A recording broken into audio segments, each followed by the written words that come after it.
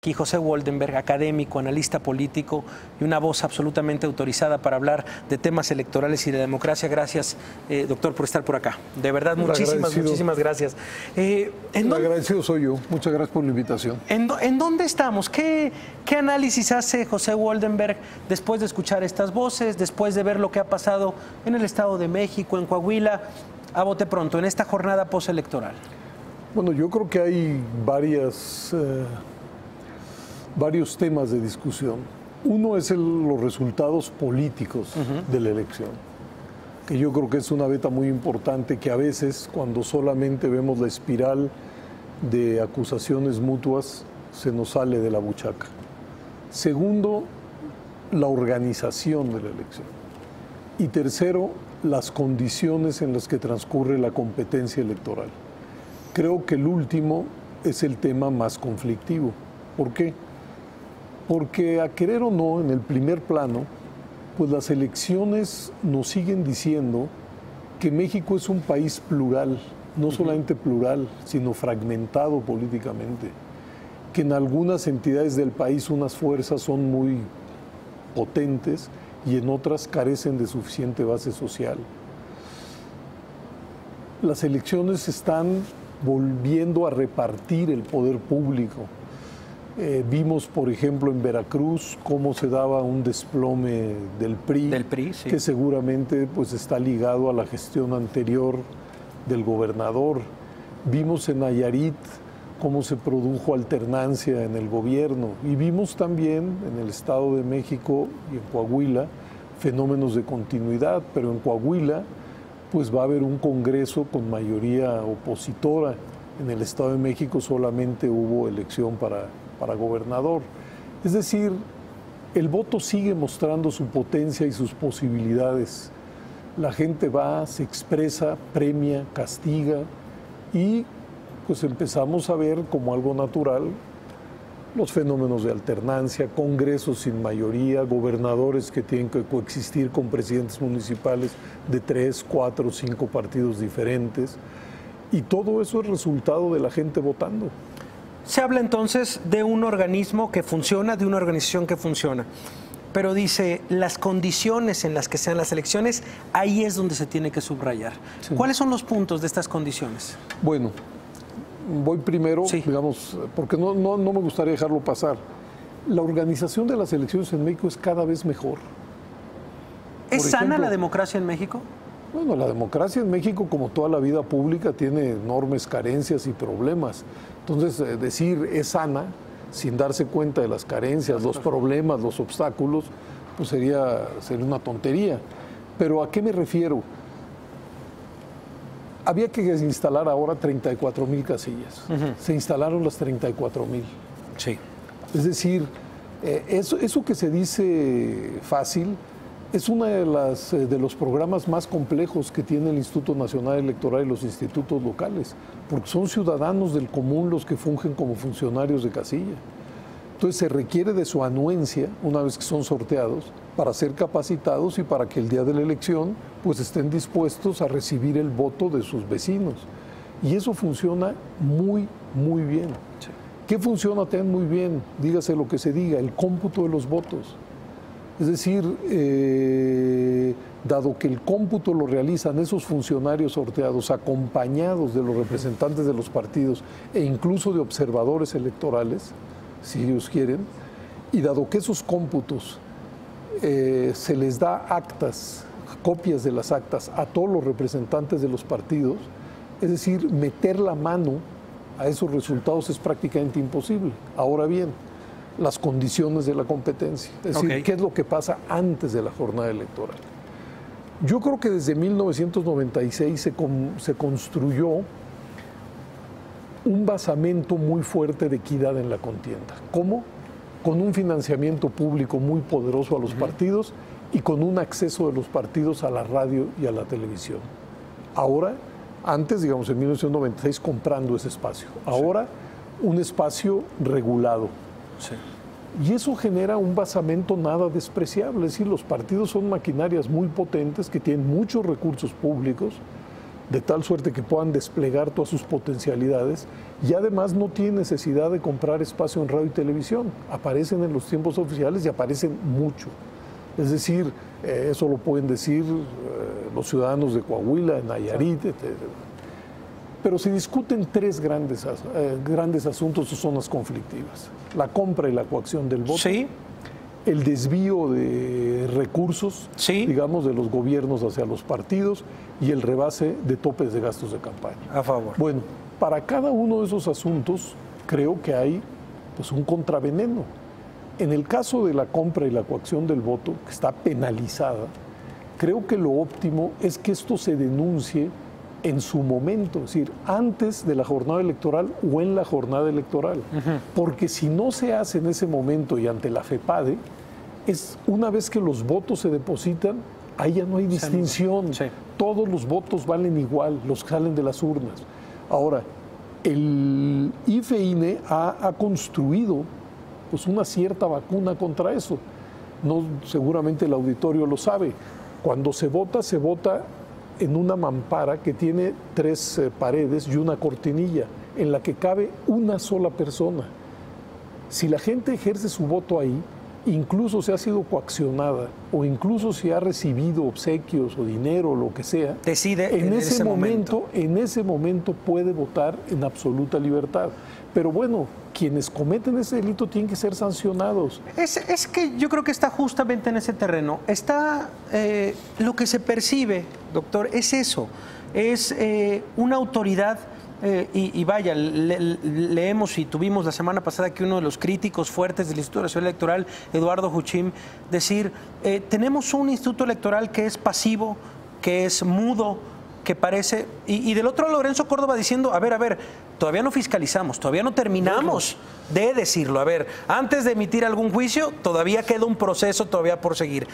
Y del otro lado está la Fiscalía Especializada para la Atención de Delitos Electorales, que igual hemos hablado con Santiago Nieto diciendo, nos dan una cantidad de dinero risible. Estamos sobrepasados. O sea, esa es la condición también de la principal fiscalía para atender justamente estos 3 puntos, que es compra de votos, desvío de recursos, rebaso. Pero ahí es cuando uno los pone todos en la misma canasta, es cuando empezamos a confundir las cosas.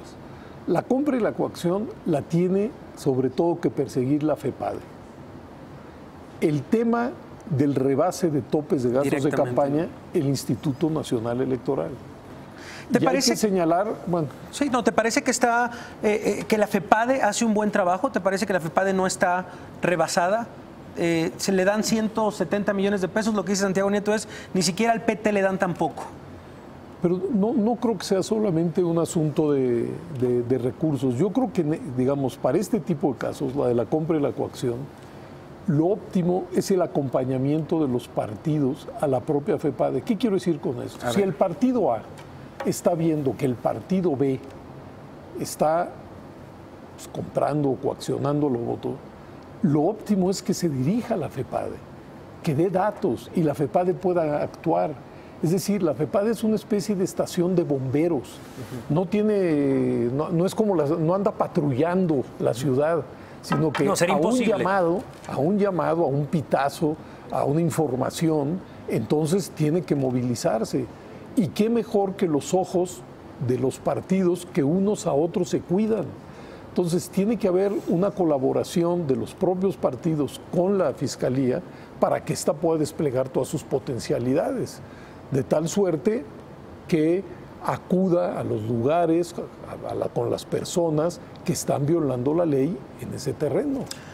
20 años después de lo que tú iniciaste cuando fuiste presidente de Estudios de Transición Democrática, cuando empezaste esta vía del Instituto Federal Electoral, ¿te imaginas que íbamos a estar parados así? ¿Te parece que es en estos 20 años después, qué decir? No, yo creo que a lo largo de la transición democrática, que yo señalo que transcurrió entre 1977 y 1997, pues se despertaron muchas esperanzas, muchas ilusiones. Se pensaba que si lográbamos en México asentar un pluripartidismo, que si empezaban a generarse fenómenos de alternancia, si gobernadores y presidente de la República no iban a tener mayorías absolutas en sus congresos, si los gobernadores iban a tener que cohabitar con presidentes municipales de diferentes partidos, bueno, que toda esa mecánica iba a elevar los estándares de exigencia hacia los gobiernos y hacia los parlamentos, y lo iba a elevar para bien, es decir, que iba a haber más transparencia, que iba a haber más vigilancia de unos sobre otros, y en ese sentido, pues eventualmente se iba a generar una espiral virtuosa. La verdad es que durante la transición democrática y después, yo creo que hay 4 fenómenos que tienden a erosionar el aprecio público por la democracia y por sus instrumentos. Cuando hablo de sus instrumentos, estoy pensando en los partidos, sí, en los gobiernos, en los congresos, en los políticos. Y esos 4 fenómenos son la corrupción, que queda impune, la espiral de violencia, que ha maltratado a miles y miles de familias, pero incluso a quienes no los han tocado, pues inyecta preocupación, miedo a la vida social. Y además, un escaso crecimiento económico que hace que muchos jóvenes que arriban al mercado de trabajo pues no encuentren colocación en el mismo, y esto es muy frustrante. Incluso puede verse en contraposición con el viejo México, o sea, porque durante la época autoritaria, hay que recordar que entre 32 y 82, sí, la economía creció a tasas muy importantes. Sus frutos nunca se repartieron de manera equitativa, pero de todas maneras lo que sí se lograba es que los hijos vivieran mejor que los padres. Claro. Y por desgracia, el proceso de tránsito democrático y de democratización del país pues se ha dado al mismo tiempo que una especie de no crecimiento de la economía. Y entonces esto inyecta exactamente la expectativa contraria, es decir, que los hijos van a vivir peor que los padres. Yo creo que no hay ningún disolvente peor que ese, ¿no? Sí. O sea que eso, pues, por supuesto, hace agrio el humor público. Y el cuarto, pues esa es una falla estructural de nuestra sociedad, que es las profundas desigualdades. Vaya, ¿qué análisis, esas profundas desigualdades lo que hacen es, como dice la CEPAL, no lo digo yo, que es muy difícil que muchas personas se sientan parte de un colectivo que es la sociedad mexicana. Más bien la sociedad mexicana da la impresión de ser un archipiélago de grupos, pandillas y demás, claro, que no se reconocen unos a otros. Y eso genera también mucha tensión. Entonces, estos nutrientes, ¿no?, del desencanto, yo creo pues que están impactando a la vida pública. Directamente. ¿Le preocupa a José Woldenberg el 2018, las elecciones de 2018? ¿El proceso electoral? El proceso electoral del 2018 va a ser un proceso muy interesante. Porque al mismo tiempo las elecciones son ordenadoras de la vida pública. Imaginémonos a México dentro de algunos meses, cuando todos los partidos o coaliciones ya tengan a sus candidatos. A los candidatos a la presidencia, a las gubernaturas que estén en juego, a los congresos locales, al Congreso Federal, a las presidencias municipales. Bueno, poco a poco esa mecánica va envolviendo a la sociedad y la gente va tomando partido, unos por A, otros por B, otros por C, y a eso es a lo que yo llamo que va ordenando la vida pública. Y lo más probable es que, independientemente de quién gane la presidencia, ya sé que en México para mucha gente eso es todo y lo demás nada. Bueno, para mí no. Independiente de que gane la presidencia, que lo más probable es que gane con mayoría relativa, lo que vamos a volver a ver en el 2018 es el México plural que todos conocemos. Es decir, en unas zonas del país va a ganar A, en unas otras zonas va a ganar B, van a ver gobernadores de un color, gobernadores de otro color, congresos sin mayoría de ningún partido, congresos con mayoría de algún partido. Es decir, las elecciones siguen siendo un método insubstituible para nombrar gobernantes y legisladores en sociedades plurales, como sin duda es la mexicana. Ahí está, es la voz de José Woldenberg, autoridad, insisto, en los procesos electorales, en democracia, una figura indispensable para la democracia mexicana. ¿Segunda vuelta la ves? ¿La ves como posibilidad en México? Yo he escrito a favor de la segunda vuelta, porque creo que México vive una fragmentación política muy marcada. No era necesaria, por supuesto, en la época del partido hegemónico, pero incluso en la larga etapa en donde 3 partidos ordenaron lo fundamental de la vida política, el PRI, PAN y PRD, pues quizá tampoco, porque eso pues, aseguraba que el presidente o el gobierno por lo menos tendría el 36 o 37% de la votación, pero ahora está mucho más fragmentada. Entonces, yo sí soy favorable para la segunda vuelta solo para los cargos ejecutivos, pero no para 2018. No, ya no. No para 2018, no solo porque ya no hay tiempo, sino porque introducirla ahora sería un elemento más de la discordia que no necesitamos. Que no abona. Digamos, los tiempos legales ya se agotaron, esa sería razón suficiente. Pero además, si 2 de los partidos más importantes son PRI y Morena, no la quieren, pues tratar de forzar la máquina no tiene mucho sentido. Sí, tienes razón. Pues revisaremos, por supuesto, lo que ha escrito José Woldenberg y te agradezco de verdad, de manera personal, el haber estado esta noche por acá. El agradecido soy Gracias de verdad. Gracias a ti. Gracias de verdad. Hay una voz muy interesante, un análisis necesario de 20 años después de la democracia en México.